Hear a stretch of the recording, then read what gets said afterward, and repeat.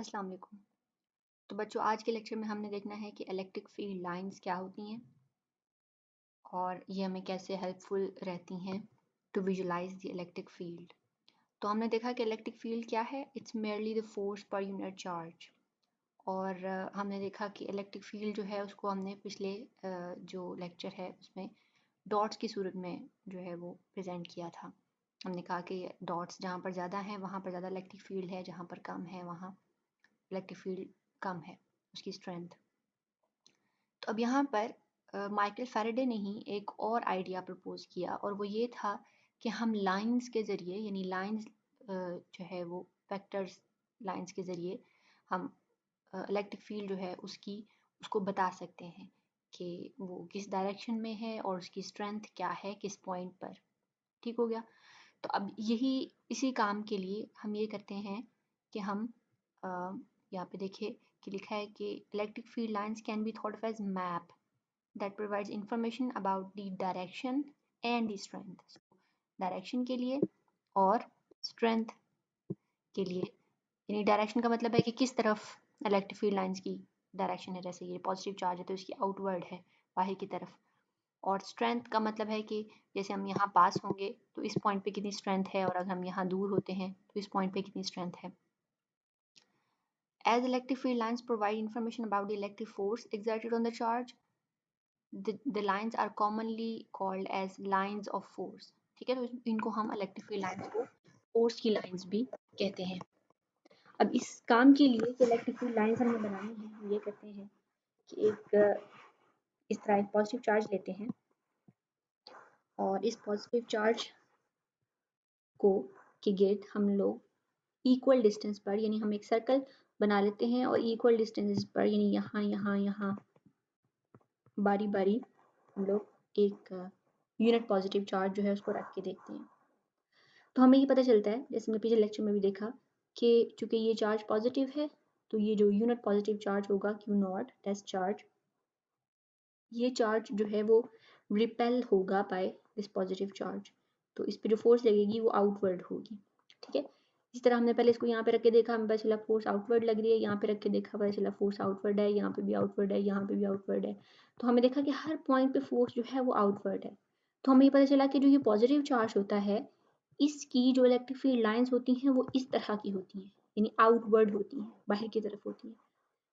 अब यहाँ पे हमने इसको इस सर्कल पे रख के देखा था, इसी तरह हम करीब वाले सर्कल पे भी रख के देखेंगे और फिर हमें पता चलेगा कि वहाँ पर जो फोर्स है वो बस उसकी स्ट्रेंथ जो है वो ज़्यादा हो गई है इस पॉइंट पे।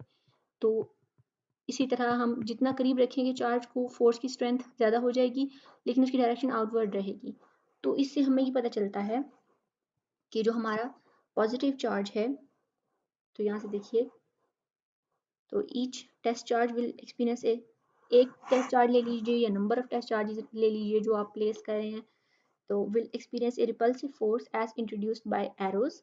Therefore electric field created by charge positive Q is directed radially outward. Radially का क्या मतलब है कि जैसे आपका जैसे यहाँ से लेके यहाँ तक का डिस्टेंस अगर आप एक सर्कल बना लेते हैं तो ये रेडियस होता है ना। तो रेडियली आउटवर्ड का मतलब है कि आप जितने भी सर्कल बना लें और उनमें रखें चार्ज को, तो आप देखोगे कि चार्ज जो है वो सर्कल से बाहर की तरफ जाएगा। ठीक है, रेडियली मतलब रेडियस के अकॉर्डिंगली आउटवर्ड। ठीक हो गया, तो यानी बाहर की तरफ, यानी यहाँ पे रखेंगे तो इस तरफ बाहर, और अगर आप छोटे सर्कल में रखते हैं तब भी वहां से बाहर, तो रेडियली आउटवर्ड। अब इसी तरह तो पॉजिटिव चार्ज की पता चल गया कि इलेक्ट्रिक फील्ड लाइंस जो हैं वो इस तरह बाहर की तरफ होंगी। ठीक है, इस तरह। अब नेगेटिव चार्ज के बारे में क्या, तो वही तजुर्बा हम नेगेटिव चार्ज के साथ करते हैं, यानी उन्होंने वो डायग्राम नहीं ड्रॉ की, लेकिन हम क्या करते हैं कि हम डायग्राम ड्रॉ कर लेते हैं। तो हम नेगेटिव चार्ज रखा और यहाँ पे अगेन हम जगह जगह पर क्यू पॉजिटिव टेस्ट चार्ज रख के देख रहे हैं। इन जगहों पर हर जगह पर हम लोग रख के देख रहे हैं, तो हमें पता चल रहा है कि हर पॉइंट से जो हमारा टेस्ट चार्ज है वो इनवर्ड जा रहा है। अब रेडियली इनवर्ड जा रहा है, उसके ऊपर अट्रैक्टिव फोर्स लग रही है या अट्रैक्शन की फोर्स लग रही है। हर पॉइंट पे जब इनवर्ड जा रहा है तो इसका मतलब है कि जो नेगेटिव चार्ज है उसकी जो इलेक्ट्रिक फील्ड लाइंस होती हैं वो कहाँ किस तरफ होती हैं, वो इनवर्ड होती हैं, अंदर की तरफ होती हैं। इसी तरह हम एक बड़े सर्कल पे रख के देखते हैं तो हम देखेंगे यहाँ पर जो फोर्स लगेगी इन पॉइंट्स के ऊपर वो थोड़ी कम होगी। ठीक हो गया। तो इसलिए यहाँ पर इलेक्ट्रिक फील्ड लाइंस को हमने दूर दूर बनाया हुआ है। ठीक है, यहाँ पर ये दूर दूर है। अगर आप अंदर जाएंगे तो अंदर की तरफ वो करीब करीब है। तो फिर हमें ये पता चला the electric field lines map also provide information about the strength of the electric field। ठीक है, ये कैसे पता चला हमें कि strength of the electric field बता रही हैं? क्योंकि हमने अभी देखा कि अगर आप एक पॉजिटिव चार्ज लेते हो तो जो इलेक्ट्रिक फील्ड लाइंस हैं, जब आप पॉजिटिव चार्ज के करीब होगे तो इलेक्ट्रिक फील्ड लाइंस जो हैं वो क्या होंगी, करीब करीब, इनके दरमियान डिस्टेंस जो है वो कम होगा। सो इन पॉइंट्स पे देखो कि डिस्टेंस कम है इनके दरमियान, जबकि अगर आप इस पॉइंट पे चले जाओ तो इन दो पॉइंट्स के दरमियान जो डिस्टेंस है वो ज़्यादा है। तो जहाँ पर यहाँ पे देखिए लिखा है as we notice in the figures, दोनों में ऊपर जो हमने फिगर्स देखी हैं, that field lines are closer to each other near the charges. ठीक है, where the field is strong while they are continuously spread out indicating a continuous decrease in the field। ठीक है, बाहर की तरफ आप जैसे निकलोगे तो वहां पर क्या है, फील्ड में जो है वो कमी आ रही है उसकी स्ट्रेंथ में। जैसे आप अंदर की तरफ हो फील्ड स्ट्रेंथ जो है वो ज्यादा है। ठीक हो गया। चले तो यहाँ पर the number of lines per unit area passing perpendicularly through an area is proportional to the magnitude of the electric field। ठीक है, तो हमें यहाँ से पता चला कि अगर हम ये करते हैं कि अगर हम इससे इस तरह का हमारे पास एक पॉजिटिव चार्ज है ये वाला, और हम यहाँ पर यूँ करते हैं कि एक एरिया बना लेते हैं, तो इस एरिया में से जितनी इलेक्ट्रिक फील्ड लाइंस बाहर निकल रही होंगी परपेंडिकुलर इस एरिया के, वो वहाँ पर जितनी ज़्यादा इलेक्ट्रिक फील्ड लाइंस होंगी उतनी ही उस पॉइंट के ऊपर इलेक्ट्रिक फील्ड स्ट्रेंथ होगी। और आपने ऊपर भी तो देखा था कि E जो है वो क्या है एक्चुअली, वो है 1/4 pi epsilon not Q over R square. तो E जो है वो R पे डिपेंड कर रहा है, तो दूर जाओगे R जो है वो कम, R ज़्यादा होगा तो E जो है वो कम होगा। तो E जो है वो R के इन्वर्सली प्रोपोर्शनल है, जैसे कि फोर्स R के इन्वर्सली प्रोपोर्शनल है। ठीक हो गया। तो इसका मतलब है कि आप ये जो एरिया है इसको अगर आप बहुत करीब रख देते हो चार्ज के, यानी कि बिल्कुल लाइक इस पॉइंट के ऊपर रख देते हो, तो अब देखो 1 2 3 इलेक्ट्रिक फील्ड लाइंस इसमें से गुजर रही हैं। कि यहाँ पर अगर आप देखो तो 2 गुजर रही हैं, अगर आप और दूर रख दोगे तो 1 गुजरेगी। तो जितनी ज़्यादा इलेक्ट्रिक फील्ड लाइंस गुजर रही होंगी उतना ही ज़्यादा इलेक्ट्रिक फील्ड का मैग्नीट्यूड होगा उस पॉइंट पर। ठीक हो गया। अब हमें ये देखना है कि अगर हमारे पास दो चार्जेस आपस में करीब करीब पड़े हों इक्वल मैग्नीट्यूड के, तो उनकी इलेक्ट्रिक फील्ड लाइन कैसी नजर आएंगी। तो यहाँ पे देखिए electric field lines are curved in case of two identically separated charges. तो लेट्स से ये हमारे पास एक पॉजिटिव चार्ज है और ये भी एक पॉजिटिव चार्ज है, या आप इसको ये भी कंसिडर कर सकते हो कि चूंकि हम लाइक आइडेंटिकल चार्जेस ले रहे हैं तो नेगेटिव नेगेटिव भी हो सकता है। So figure shows that the pattern of the lines associated with the two identical positive point charges of equal magnitude, it reveals that lines in the region between the two like charges seem to repel each other। हमें पता है positive positive charges repel करते होते हैं, तो हम lines के जरिए बताएंगे कि वो कैसे रिपेल कर रहे हैं। वैसे रिपेल कर रहे हैं कि इसकी भी फील्ड लाइंस आउटवर्ड्स हैं, इसकी भी फील्ड लाइन आउटवर्ड है। तो वो फील्ड लाइन जो है वो जब ये दोनों पास रखे हुए हैं तो वो इस तरह स्प्रेड हो रही हैं कि वो एक दूसरे को रिपेल कर रही हैं वो अभी भी आउटवर्ड ही। ठीक है, लेकिन वो इस तरह स्प्रेड हो रही हैं। पहले नॉर्मली तो इनको ये होना चाहिए था ना कि यहाँ पे भी होती इलेक्ट्रिक फील्ड लाइंस, इस पॉइंट पे भी होती, लेकिन अब चूंकि यहाँ पर एक दूसरा पॉजिटिव चार्ज पड़ा हुआ है तो यहाँ पर जो फील्ड लाइंस हैं वो एब्सेंट होंगी और वो यहाँ से शिफ्ट हो जाएंगी, अपनी डायरेक्शन जो है उसको इस तरह कर लेंगी कि वो यहाँ से रिपेल हो। ठीक हो गया। The behavior of the two identical negatively charges will be exactly the same. The middle region show the presence of zero field spot और neutral zone। तो जो ये वाला जो हमारा पॉइंट है, ये इस पॉइंट के ऊपर हमारा जो फील्ड है वो जीरो होगी। क्यों जीरो होगी? क्योंकि इसकी इलेक्ट्रिक फील्ड लाइंस और इसकी इलेक्ट्रिक फील्ड लाइंस जो हैं वो इस पॉइंट से पे चूंकि नहीं पहुंच पा रही हैं, यहाँ से रिपेल हो रही हैं, तो एक पॉइंट ऐसा होगा जहां पर वो उनकी स्ट्रेंथ जो है वो 0 होगी। अब इसी तरह अगर आपके पास एक पॉजिटिव चार्ज है और दूसरा नेगेटिव चार्ज है, तो आपको पता है कि पॉजिटिव चार्ज से लाइंस जो हैं वो बाहर निकलती हैं और नेगेटिव चार्ज जो है उसमें लाइंस अंदर की तरफ जा रही होती हैं, इनवर्ट होती हैं। तो फिर यहाँ पर ये होगा कि बजाय इसके कि तो यहाँ से बेसिकली इसकी फील्ड लाइन जो है वो बाहर निकल रही होंगी, तो और ये दोनों एक दूसरे को अट्रैक्ट करते हैं, तो और वो इसमें से बाहर निकल के इसके ऊपर जो है वो टर्मिनेट हो रही होंगी। यानी अगर आपके पास एक पॉजिटिव और नेगेटिव चार्जेस करीब करीब पड़े हों, लेट्स से इक्वल मैग्नीट्यूड के हैं, लेट्स से ये भी 1 कूलम है, ये भी 1 कूलम है, या ये भी 10 कूलम है, ये भी 10 कूलम है, तो होगा ये कि इलेक्ट्रिक फील्ड लाइंस यहाँ से ओरिजिनेट होंगी, यहाँ से स्टार्ट होंगी और इसके ऊपर जाके टर्मिनेट हो जाएंगी। तो इस तरह जो है वो, और फिर यहाँ पे देखें इधर इस पॉइंट पे जाके वो कर्व हो जाती हैं, ठीक है, क्योंकि उन्होंने चूंकि वो अट्रैक्ट हो रही हैं, कि वो इस चार्ज की तरफ अट्रैक्ट हो रही हैं, तो इस पॉइंट पे जाके वो कर्व हो जाएंगी, वो सीधी नहीं रहेंगी, लेकिन यहाँ पर वो सीधी हैं, ठीक है, यहाँ पर वो सीधी हैं और इन पॉइंट्स के ऊपर कर्व हो जाएंगी। और अगर आपको ये मालूम करना हो जहाँ पर इलेक्ट्रिक फील्ड लाइंस कर्व हो रही हैं, अगर आपको ये मालूम करना हो कि भाई उस पॉइंट के ऊपर इलेक्ट्रिक फील्ड की डायरेक्शन क्या है, क्योंकि इलेक्ट्रिक फील्ड जो है वो एक वेक्टर क्वांटिटी है, तो हमें अगर ये मालूम करना हो कि उस पॉइंट पर इलेक्ट्रिक फील्ड की जो डायरेक्शन है वो क्या है, तो हम ये करेंगे, लेट्स से सॉरी ये लेट्स से मुझे इस पॉइंट मालूम करना है कि इलेक्ट्रिक फील्ड की डायरेक्शन क्या है, तो मैं ये करूँगी कि इस पॉइंट के ऊपर मैं एक इलेक्ट्रिक फील्ड की डायरेक्शन में, इलेक्ट्रिक फील्ड की डायरेक्शन क्या है, पॉजिटिव से नेगेटिव की तरफ, तो मैं उस डायरेक्शन में एक वेक्टर ड्रॉ कर दूंगी इस पॉइंट के ऊपर। तो ये जो वेक्टर है ये मुझे बता रहा होगा कि इस पॉइंट पर इलेक्ट्रिक फील्ड की डायरेक्शन जो है वो क्या है। अगर मैं आपको इसको थोड़ा सा अरेज करके समझा सकूं, लेट्स से हम पेन कलर चेंज कर लेते हैं। तो